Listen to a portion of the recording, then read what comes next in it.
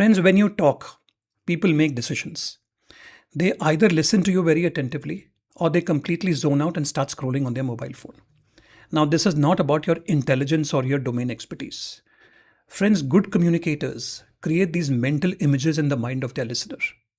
They create these mental pictures which makes their ideas very clear to their listeners.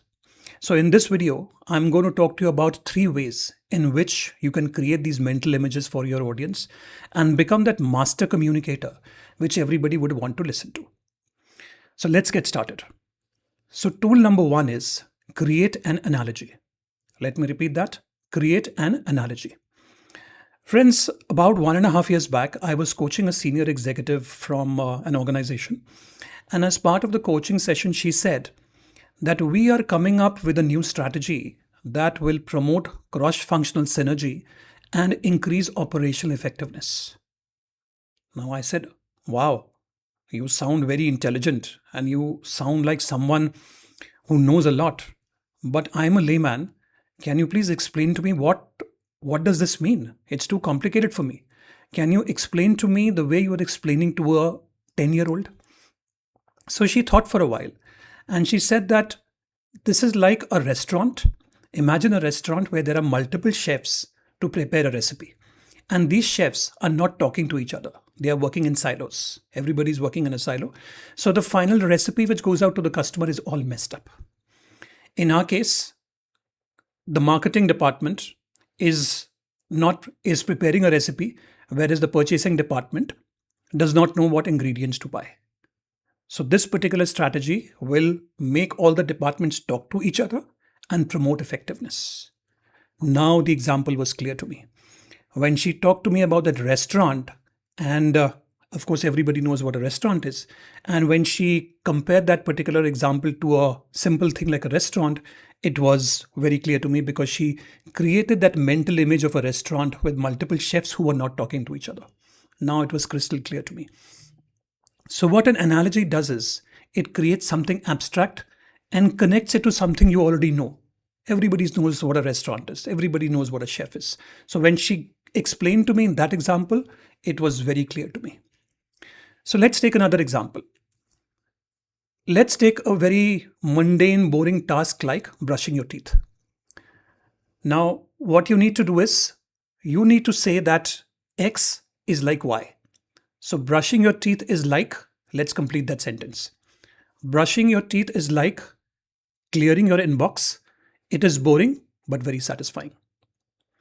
Brushing your teeth is like working with a team. If you ignore one of them, everyone has to pay, right? So that's what an analogy means, that you create a mental picture in the mind of your listener to make it very clear to him. Okay. So for the purpose of this video, friends, I'm going to give you an exercise for point 1 that take any activity. Take an activity like making coffee. Making coffee is like, and I would like you to put in the comment box, try to create a mental picture which will make it very clear to your audience. Making coffee is like, and put it in the comment box. So that's point number 1, create an analogy. Let's move on to point number 2. Tool number 2 is create an imaginary world for your listener. So let's listen to 2 versions of the same message. Version number 1. Many people feel overwhelmed because of too many tasks, excessive notification, and no clear priorities throughout the day. That's version 1. Version 2, it's Monday morning. You open your laptop and boom, there are 127 emails waiting in your inbox. You look at your calendar and you've got 11 meetings booked throughout the day, which will keep you busy till about 7:30 in the evening. You feel, oh my God, my day has already ended before it has started.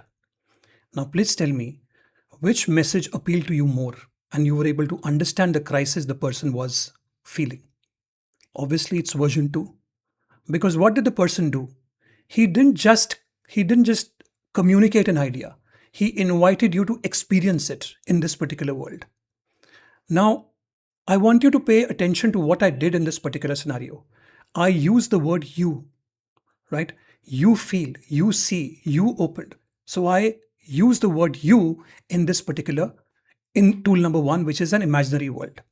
So when you create an imaginary world and invite your listener to step into it, it is 10 times more clear. Your idea is 10 times more clearer, right? So, what I want you to do as part of your second task is I want you to focus on something which you explain very often. It could be stress, focus, teamwork, whatever. I want you to start with the two words imagine if, right? So, let's take, for example, imagine if you are standing in front of the conference room. You take a deep breath and go on and complete that particular scenario. So that's scenario number 2, or tool number 2 is create an imaginary world for your listener.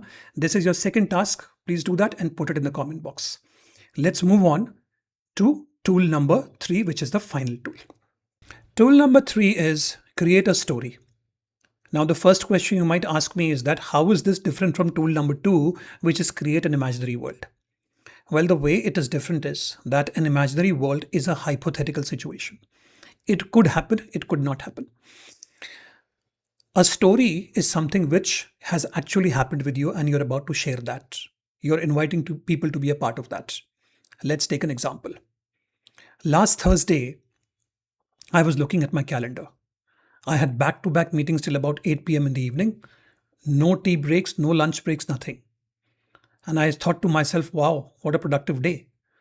But then I took a step back and said that these meetings have been booked by whom? And do I really need to be on all these meetings? After I have attended all these meetings, will I feel productive? Do I need to protect my calendar from these unnecessary meetings which people invite me to attend? That's when the realization happened. There has to be a better way of managing my calendar, and to protect my calendar or manage it in such a way that I'm not invited to these unnecessary meetings, right? So what did you do? You shared an actual incident with your listeners and you created that mental picture about how you had this particular realization one day. Now, this example could be a little vague, but I'm sure you get the idea, right? About how that particular feeling happened to this person when he realized that he's attending all these meetings, but he's not being productive. So you're trying to explain that particular story to your listener. And when you do that, when you create a story, your ideas become 10 times more clearer to your listener. So friends, let me summarize at the end of the video. Tool number 1 is create an analogy. Tool number 2 is create an imaginary world. Tool number 3 is create a story. Now, it's not necessary that you use all 3. You could use any one of them to be that master communicator, which everybody wants to listen to. Friends, you have liked this video. Please do like my video. Please do share it with your friends and other colleagues who would benefit from this video. And if you want me to make more videos like this, please do comment and I'll be more than happy to make it for you. Thank you very much, and I will see you in the next one.